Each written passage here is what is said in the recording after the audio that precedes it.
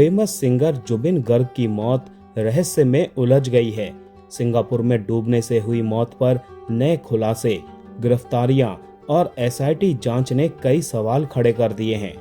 19 सितंबर की सुबह जब सिंगापुर से ये खबर आई कि असम की आवाज कहे जाने वाले जुबिन गर्ग मौत की आगोश में समा गए, तो पूरा देश सन्न रह गया।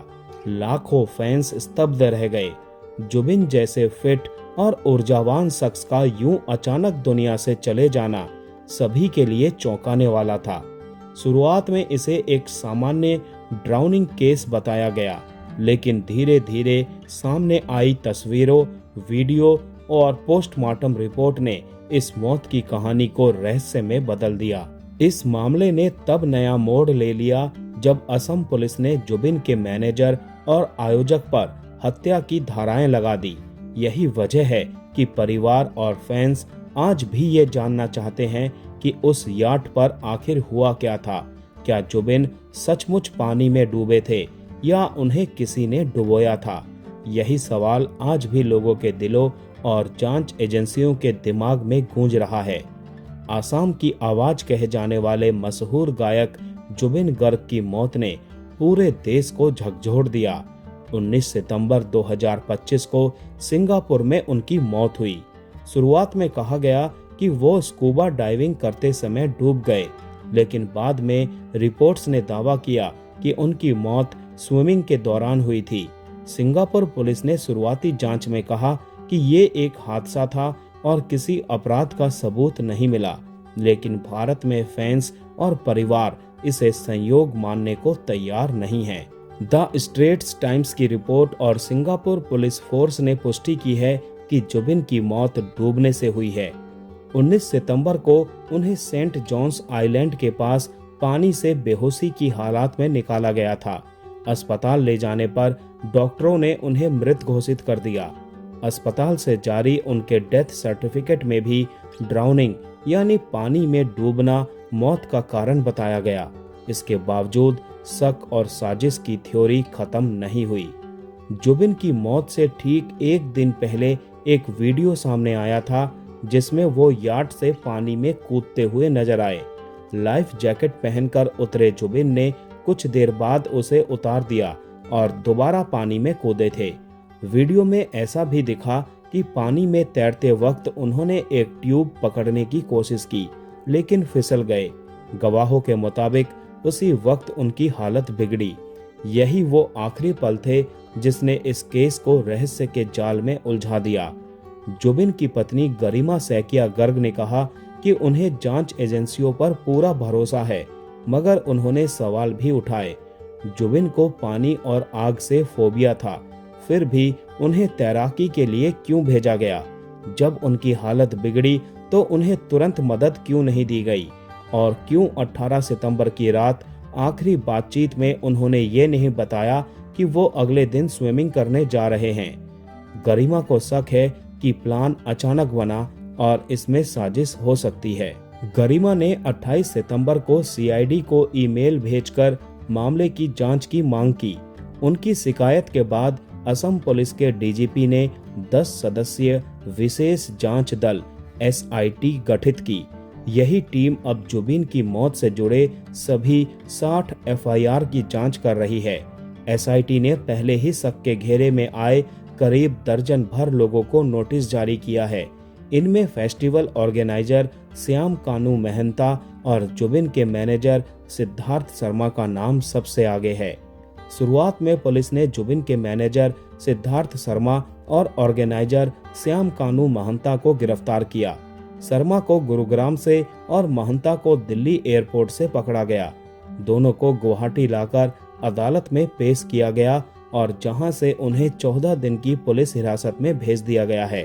दोनों पर गैर इरादतन हत्या, आपराधिक साजिश और लापरवाही से मौत का मामला दर्ज किया गया है। बाद में इनके खिलाफ हत्या की धारा 103 भी जोड़ दी गई। इसके बाद पुलिस ने जुबिन के करीबी सहयोगियों को सिंगर अमृत प्रभा महंता और को म्यूजिशियन शेखर ज्योति गोस्वामी को भी गिरफ्तार किया है। ये दोनों भी उस याट पर मौजूद थे जहां जुबिन की मौत हुई थी। अब तक कुल 4 गिरफ्तारी हो चुकी है। सीआईडी के डीजीपी मुन्ना प्रसाद गुप्ता ने कहा कि सभी आरोपियों से पूछताछ जारी है और जांच बेहद संवेदनशील है। एसआईटी ने सबसे पहले सभी आरोपियों पर लुक आउट नोटिस जारी किया था ताकि वो विदेश न भाग सके, मगर इसके बावजूद वे देश लौट आए और पुलिस ने धर दबोचा। गिरफ्तारी के बाद दोनों को एक ही फ्लाइट से दिल्ली से गुवाहाटी लाया गया। वहीं कोर्ट ने इन्हें न्यायिक हिरासत में भेज दिया। ये गिरफ्तारी जुबिन की मौत को महज हादसा मानने वालों को चौंकाने वाली साबित हुई। सिंगापुर में जुबिन का पोस्टमार्टम हुआ और रिपोर्ट भारतीय उच्चायोग को सौंप दी गई। रिपोर्ट में मौत का कारण पानी में डूबना बताया गया। गुवाहाटी में भी दोबारा पोस्टमार्टम हुआ, जिसकी रिपोर्ट सीआईडी के पास है लेकिन सार्वजनिक नहीं की गई है। सवाल यही है कि आखिर दोनों रिपोर्ट्स में क्या अंतर है और क्यों इन्हें अब तक सार्वजनिक नहीं किया गया। यही रहस्य इस केस को और पेचीदा बना रहा है। अगर ये साबित हो गया कि जुबिन की मौत महज हादसा नहीं बल्कि साजिश थी, तो मुकदमा सिंगापुर में ही चलेगा।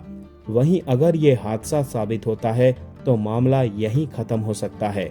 ऐसे में असम पुलिस और सीआईडी की भूमिका सीमित रह जाएगी।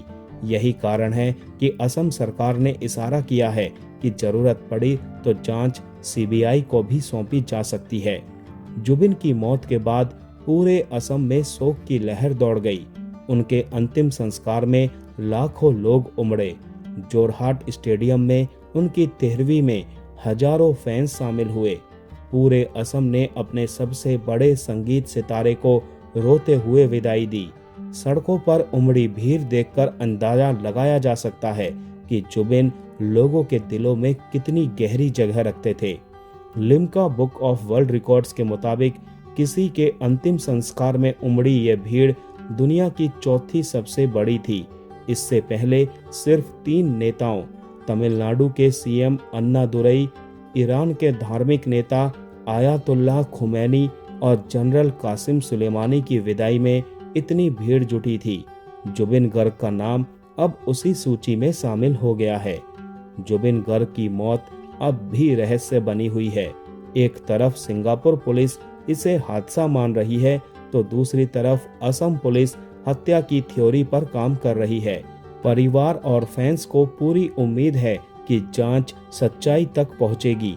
सवाल यही है, क्या जुबिन की मौत सच में डूबने से हुई या इसके पीछे कोई गहरी साजिश है?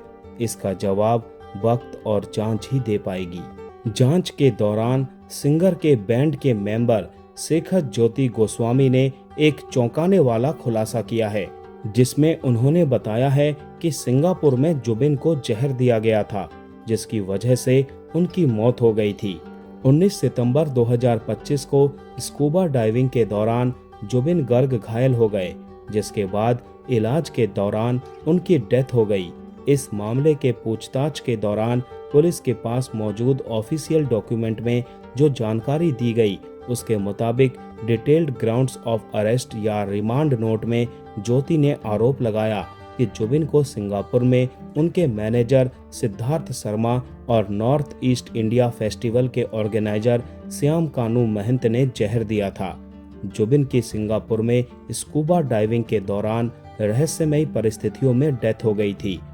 जुबिन श्याम कानू महंत और उनकी कंपनी की ओर से ऑर्गेनाइज इवेंट के चौथे संस्करण में पार्टिसिपेट करने के लिए सिंगापुर गए थे। नोट में कहा गया है कि जब जुबिन गर्ग सांस लेने के लिए हाँफ रहे थे और लगभग डूबने की स्थिति में थे, उस समय सिद्धार्थ शर्मा को जाबो दे चिल्लाते हुए सुना गया, जिसका हिंदी में मतलब होता है जाने दो जाने दो। गवाह ने कहा है कि जुबिन गर्ग एक ट्रेंड स्विमर थे और इसीलिए डूबने से उनकी डेथ नहीं हो सकती। उसमें आगे कहा गया है कि शेखर ज्योति गोस्वामी ने आरोप लगाया कि शर्मा और श्याम कानू महंत ने सिंगर को जहर दिया था और अपनी साजिश को छिपाने के लिए जानबूझकर विदेश में जगह चुनी थी। सिद्धार्थ ने उन्हें नाव के वीडियो किसी के साथ शेयर न करने का भी निर्देश दिया था। सीआईडी का 9 सदस्यीय विशेष जांच दल SIT फिलहाल सिंगापुर में गर्ग की मौत से जुड़े मामले की जांच कर रहा है। सीआईडी के सूत्रों ने दस्तावेज की सत्यता की पुष्टि की है। नोट में कहा गया है कि गवाह शेखर ज्योति गोस्वामी के बयान से पता चलता है कि जुबिन गर्ग की डेथ से पहले इस मौत को एक्सीडेंट दिखाने की साजिश रची गई थी। जुबिन के साथ सिंगापुर में रह रहे सिद्धार्थ शर्मा का आचरण संदिग्ध था। शेखर के हवाले से ये भी कहा गया है कि सिद्धार्थ ने नाव चलाने वाले से उसका कंट्रोल जबरदस्ती छीन लिया था, जिसकी वजह से बीच समुद्र में खतरनाक तरीके से नाव डगमगाने लगी थी। साथ ही ये भी बताया गया कि डूबते वक्त जुबिन के मुंह और नाक से झाग निकल रहा था, तो सिद्धार्थ ने जरूरी चिकित्सा सुविधाएं कराने के बजाय इसे एसिड रिफ्लेक्स बताकर टाल दिया और दूसरों को आश्वस्त किया कि चिंता की कोई बात नहीं है। सिंगर की मौत की जांच के लिए असम सरकार ने मामले की जांच के लिए एक सदस्यीय न्यायिक आयोग का भी गठन किया है। असम सरकार ने गायक संगीतकार जुबिन गर्ग की मौत के मामले की जांच के लिए एक सदस्यीय न्यायिक आयोग का गठन किया और एक ऑफिशियल आदेश में यह जानकारी शेयर की गई है। राजनीतिक विभाग द्वारा जारी आदेश में कहा गया है कि गुवाहाटी उच्च न्यायालय के न्यायाधीश सौमित्र सैकिया की अध्यक्षता वाला ये आयोग 6 महीने के भीतर अपनी रिपोर्ट सौंपेगा। मुख्यमंत्री कार्यालय ने 3 अक्टूबर को देर रात इस आदेश को एक्स पर शेयर किया।